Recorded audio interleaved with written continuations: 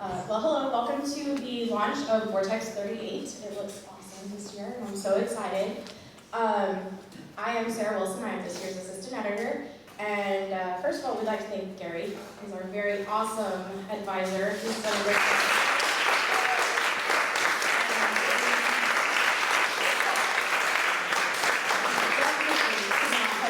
Without him. And now I would like to introduce the editor of this year. She's a wonderful person. She's worked very hard.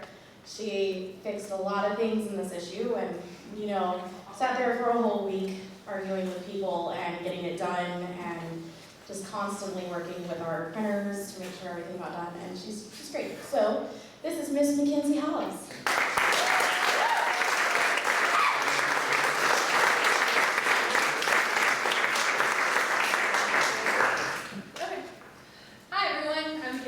Obviously. I thought I might start things out with reading my letter from the editor. So I'm just going to go ahead and start that because it has all sorts of things in it. And just to warn you, I haven't practiced reading this at all, so it might be a little bit rough. I don't know. During warm nights, I like walking to the stands of my apartment complex's volleyball court. I take off my shoes, stare at the stars, and pretend I am on a beach. The sound of cars become waves, and the sand catching in between the crevices of my bare feet is the sand of a far-off place. A place that is here and there, a fantasy and a home. It is in these moments I feel the electricity of life beating through my veins. I feel a spark of something that I have to share. I hope while reading this magazine, you feel the same spark, because this is a fantasy, this is a home, and this is the voice and vision of us all. This vision has had many components to help make it happen. A special thanks to our faculty advisor, Gary Craig Powell, the man with the British accent and an eye for great writing. A thanks goes out as well to Bill Ferguson at Conway Printing, who has made sure this print edition is as great as ever. Also, I would like to thank Sarah Faye Wilson for being the best assistant editor I could ask for, and a thanks to Shay Higgerson and Brittany Toombs, and Sarah again, for making sure the print and digital editions of this magazine look fantastic. This year's staff deserves a round of thanks as well, considering they dealt with submissions, readings, and deadlines on top of their normal pile of schoolwork. A special thanks to Christopher Hall for filming our readings, and Douglas Knight, who, for being our tireless MC, which he will be MCing later tonight too, so you'll get to see him.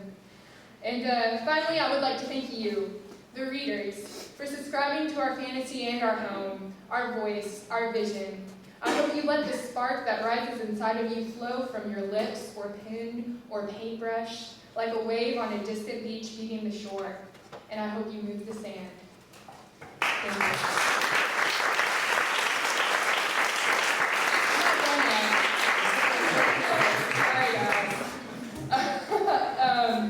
I'd like to also point everybody again to our thank you page. We have a special little page here for thank yous.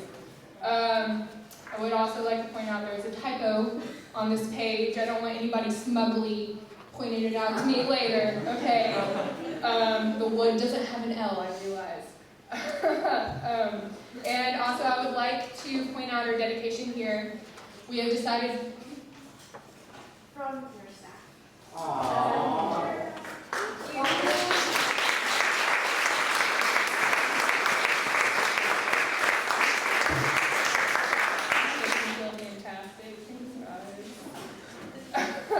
Alright, and now I would like to pass the mic over to one of the teachers we decided to dedicate this year's issue to. We actually could not choose just one. Mr. Dr. Vanderslice and Mrs. Dr. Vanderslice. She baby, he baby, whatever you guys call them. They've been fantastic, and they really, Sarah wrote a nice little dedication here for them. And Mr. Dr. Vanderslice is going to get up and read. So here we go.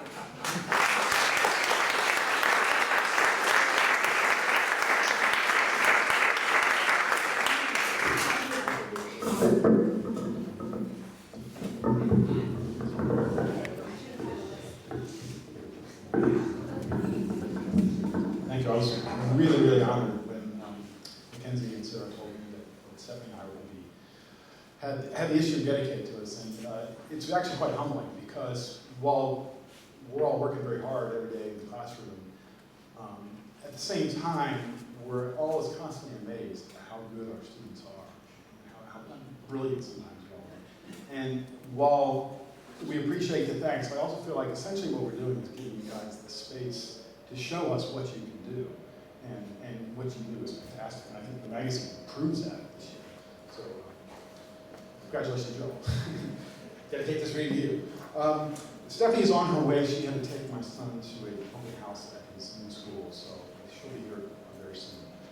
This is a very short story. I'm not even going to read all of it. It's a silly little thing. I started in forms of fiction a few years ago.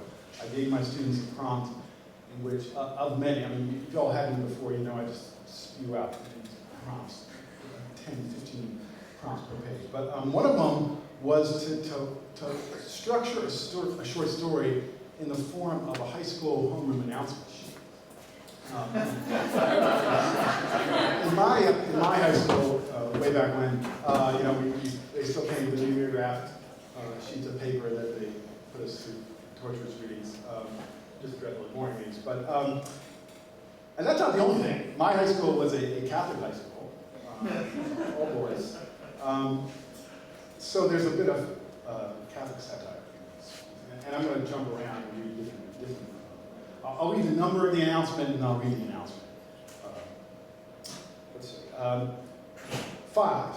All students are advised to avoid the parking lot if visited by a tall, mannish woman with sharp shoulder blades, elbows, and kneecap. Her hair is disturbingly huge, a tacky shade of overdone auburn. She starts conversations with freshmen and sophomores. You should not be fooled by her short skirts, although arguably these should fool no one. If you see this woman, you should notify Mrs. Mueller or call the Hyattsville police directly. She will be escorted off the campus. 6. If you want to participate in this year's Richard Milhouse Nixon God Save America essay contest, you should submit your entry to Mr. McGuire no later than Monday, April 30th. You should feel inspired by last year's winner, Why Red China should be our human rights model, written by Salutatorian and Ryan Krieger. Ryan's essay not only won the school and regional competition, but earned entry into the National John Ehrlichman Cultural Sensitivity Prize. 7. All students should be aware that today is the feast of St. Mary Magdalene. You should not celebrate the feast by visiting a brothel. 9. Mrs. Anderson has noticed that this parent took 2 bags of onions and a large sack of potatoes from the cafeteria. Despite the fact that the onions were dyed with rot and the potatoes were budding roots, she would like those food items back. No questions asked. You can leave the 2 bags and the sack outside the rear entrance to the cafeteria at any time at all. For you to cover in darkness, Mrs. Anderson will wait until 11:30 each evening to check for the returned items.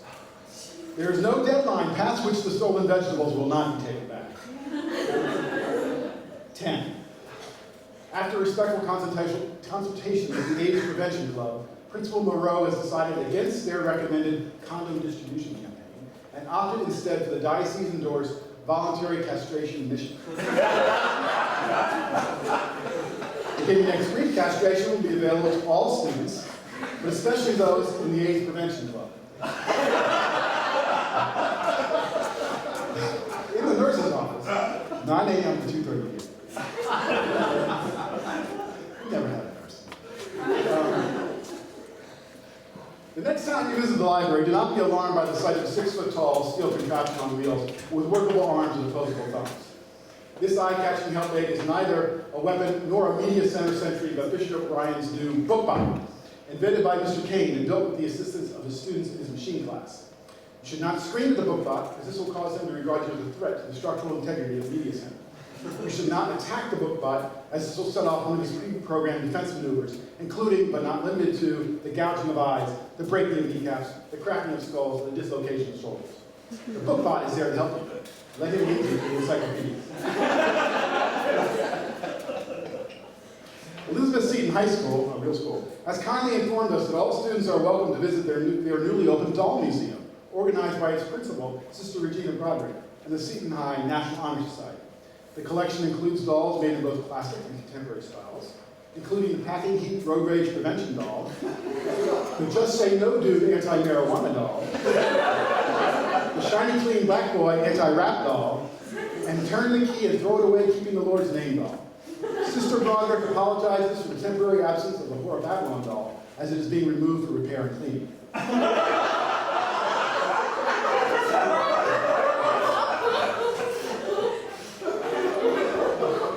13. You should be aware that all students are required to attend an assembly in the gymnasium at 1 o'clock today for a reenactment of the 1980 Salvador nun execution. Smirking will not be tolerated, neither will cheering. You are advised to wear overcoats in case of splattering blood. You are also permitted earplugs if you are sensitive to screams. 14. If you're interested in participating in Mr. Walczak's time travel experiment in 19th century Paris, you should attend an informational session after school tomorrow in room 204. Bring the following items to the meeting: beret, cigarettes, bottle of absinthe, mustache comb, English-French dictionary, paintbrush, and 200 francs for meals, lodging, and sexually deviant or sort of irrelevant evening behavior. Students are advised not to wear sneakers, Crocs, or earth shoes. Also, you will need to bring a completed time travel activity permission slip signed by your parents. 16. A representative from the Pentagon will set up a table in the cafeteria today. He is here to talk to you about career opportunities in black budget defense projects. Please extend him the courtesy of the visit, but do not become too specific in your inquiries, or you may be interrogated by the Department of Homeland Security. Tomorrow's cafeteria visitor will be Montgomery County Junior College. 17. All students not enrolled in Mr. Lugello's sixth period physics class should avoid room 117 and or the vicinity of room 117 between 1:10 and 1:55 today. Mr. Lugello's reenactment of the Big Bang has been thoroughly planned with appropriate safety precautions enacted. But the unexpected is always to be anticipated. Besides, you do not want to get in the way of the distinguished group of scrutinizers from the offices of Cardinal Leary. 21. Today's lunch menu: fried catfish, fried potatoes, fried pork, fried apples, fried onion rings, fried turkey, fried gravy, fried salad, fried corn dog, fried grilled cheese sandwiches, fried ice cream, and French fries. The cost is $3.75. As always, you may bring a lunch of your own to school, but this is not recommended.